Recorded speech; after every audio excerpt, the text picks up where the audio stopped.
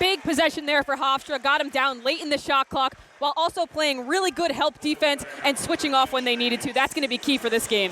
Jaquan Carlos, the floor general of this team. What a beautiful bounce pass in there and to take the contact and get the and one. 7-0 Hofstra Pride. You could not ask for a better start if you're Hofstra, playing really good defense, getting the clock to run down on the Tribe, and now the Pride for a chance to go ahead by a good margin early. That's the third time Hofstra's gotten William & Mary to jump on pump fake, so that could be a huge piece of getting them in foul trouble early. Thomas is going to draw the best defender a lot of the times for Hofstra, and that's going to free up some other members of this Pride team that are great shooters as well. That pump fake has been working all day, and what a pace we've got going on here in Hempstead. I actually think German might have some blood or something happening. The ref pointed at him, and now he's going over to see the trainer. We did get confirmation that they're looking at the ring finger over there of German Plotnikov, a bit of blood on the play, but I mean, what more can we say about this start for Hofstra? Speedy Claxton says it's been the key, and it has been on full display in this one. Absolutely. Hofstra shooting the ball really well, 57%, 4 from 7, including 100% on free throws. This is not a team that gets to the line very much, but Jaco Fritz converting the and one, and Hofstra taking a 10-3 lead early with 16 left in the first. Hofstra playing good defense on the interior, leaving the shooters behind the arc free, and it's bit them a little bit. That's all they have in points tonight. Beautiful job. Once again, the pump fake works for Hofstra.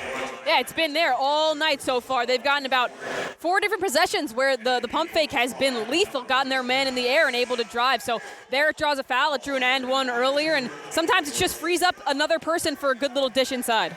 Yeah, Fritz looking for a call there. His jersey was tugged a little bit, but a great offensive rebound on the first chance. And Jaco Fritz has been really good on the offensive glass, and that has helped Hofstra a lot, getting more possessions in each game. Here's a wrinkle now. The Pride picking up full court as we saw them do against rivals Stony Brook. Hofstra had really great ball movement on that last possession. Look for that going forward. Mini alley-oop there. No dunk for Dubar, but a good little jump catch and make the layup in one motion. Brilliant defensive possession by the Pride. I mean, that was textbook. I was about to say the exact same thing. You could not ask for a better defensive possession if you're Hofstra. Switching, feet movement, shuffling. It was everything you love to see from a team that has been a little stagnant on defense all year.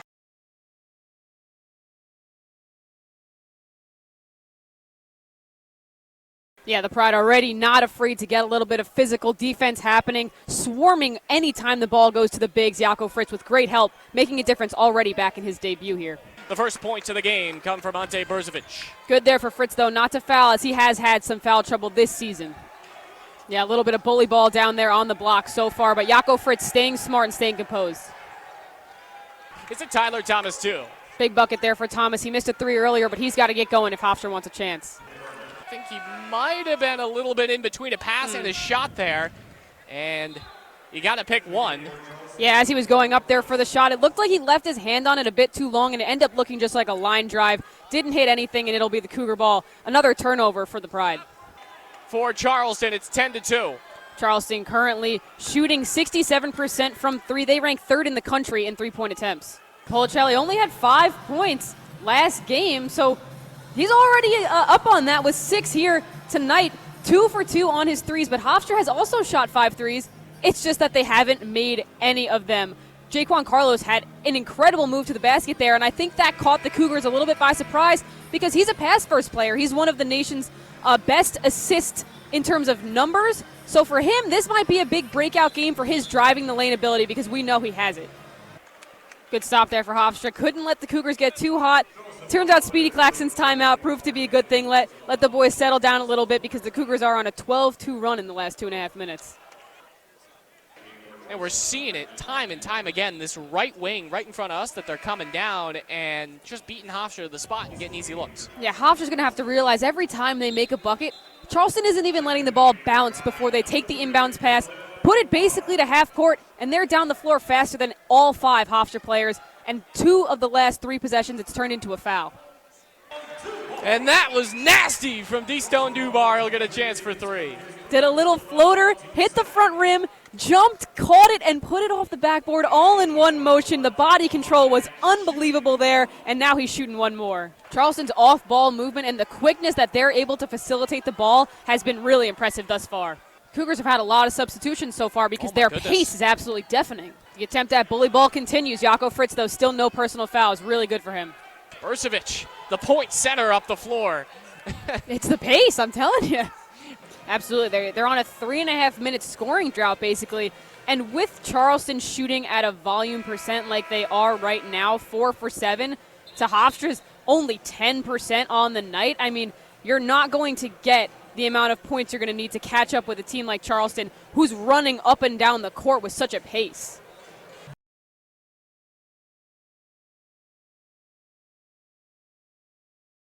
Favor of the Pride. And that is huge. This deficit has been cut dramatically by Hofstra, and if they're able to convert on these free throws, obviously they are not a team that sees the free throw line very often, but if they're able to convert all of these free throws and keep drawing fouls on the floor, this could be a really big momentum changer in this game.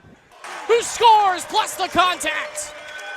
That is a big, big, big play for Jerome Plotnikov, and another no-look pass there from JC, catching the Stony Brook defense off guard, able to convert the bucket and a chance to make this game 2 points. The MAC was rocking a second ago. Now the Stony Brook fans have taken the cheering section a little bit. Hofstra needs a really great possession here to get a bucket. The pace has been astounding. It's slowed down a little bit, but Tyler Thomas has had himself a really nice game with 17 points so far, looking to add to it. He has taken over in the last few minutes. Back-to-back possessions, getting nearly the most identical bucket that you can get in basketball and almost having a chance to get one there, and they'll keep possession. So more chances for Stony Brook to get on the board and wind the clock down on Hofstra. Absolutely would be a statement if they came out on this one. Really rough game last game against Monmouth, one that they should have and could have won. This one, if they can close this out, that would be a really big swing. Ties the game! That elbow is okay. He came up holding it, and he's still shaking it off a little bit, but it didn't look anything but good on that swish there. And Hofstra has had way more than a favorable number of fouling shooters on the three. You have to let them land. Yes, close out, but you have to let them land.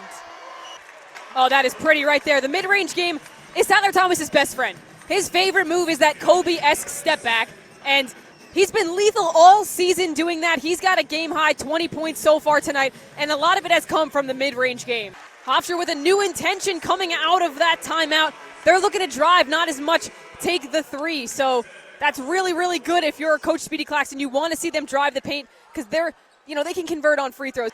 Wow, we are going back and forth here in Hempstead. You cannot ask for a better game, but Hofstra not playing the best closeout defense. It almost looked like Noel was also trying to draw a foul on D-Stone's closeout.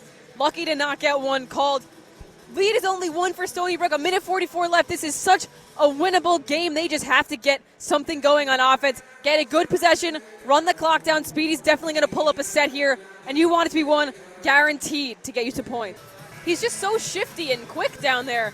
It's unbelievable trying to stay in front of him, and he's got great handles. Stony Brook went back to zone on that possession, which threw Hofstra off quite a bit. That offensive rebound was just almost a mini dagger from Fitzmaurice, and to get points off of that, it hurts for Hofstra. It really does. So a 3-point deficit, not too bad. There's a 0.4 difference between shot clock and game clock. You wonder what Hofstra's thinking about doing here on this possession. Yeah, and I wonder if Stony Brook might foul because they don't want them to take it down to get a three. It's really a mind game at this point with the game so close, running down to the wire. I mean, seriously, Hofstra has been a different team in this second half, not like they were in the first game against Stony Brook, but they've come out with a different intention. They're taking smarter shots. They're being better on defense, not fouling as much. Yeah, you don't want to take it into the corner, especially in a situation like this where you can get trapped so easily. Yeah, and Stony Brook went back to man-to-man defense right there, so they've been switching up the set a lot. Their zone has not allowed anything in the paint. Their man-to-man has been very solid on the exterior behind the arc, so I probably would stick with man if I were Stony Brook. Hofstra's going to need to really come up with something big, as it looks like they might be trying to take it down to at least under 10 seconds. A play that looked almost dead from the inbounds. JC was shouting. He had no one to go to. Jaco Frisch said, I'm going to go to the basket. Finished with the contact, and now a chance to tie it up with 16.8 to go. And it's big where Stony Brook is going to get the ball out of bounds here. You don't know if they're going to get it. They have to go the length of the floor, or if they're going to be able to take it right next to their own bench at the side near half court.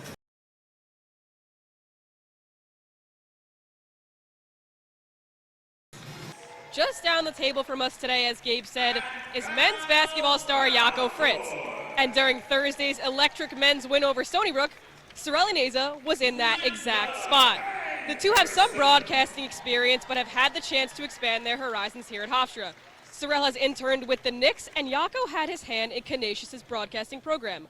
Whether or not the two continue their basketball careers after their time with the Pride is over is yet to be determined. But after talking with Sorel after the men's game, she said, "I'm just so blessed. This was one of the coolest opportunities I've had, and I can't wait to do more." Guys, thanks, guys. Julia Cavanagh joined alongside by assistant coach Aaron Swinson. Coach, what'd you like from the first half?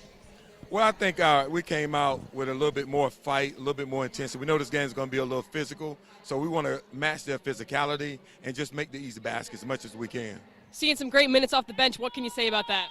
Well, we just got to keep it going. We know that when our players like Zai is in foul trouble, so the next person up, so we got to come in and just kind of make sure we're productive and do the things that we need to do to help this game, help win this basketball game. And Sorel seems to have her swagger back. What can you say about her mentality?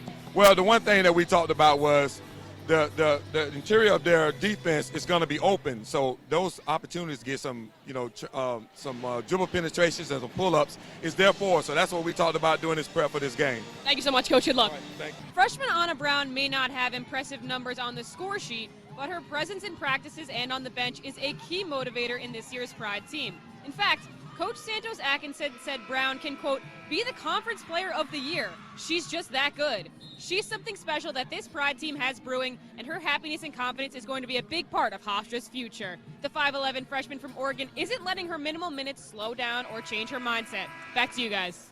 Emma Von Essen is no secret anymore. Her pure shooting ability draws the best defender from every opponent, and still she ranks 6th in CAA, averaging just under 15 points per game. Her 9 threes against Farmingdale State tied the program record in early December.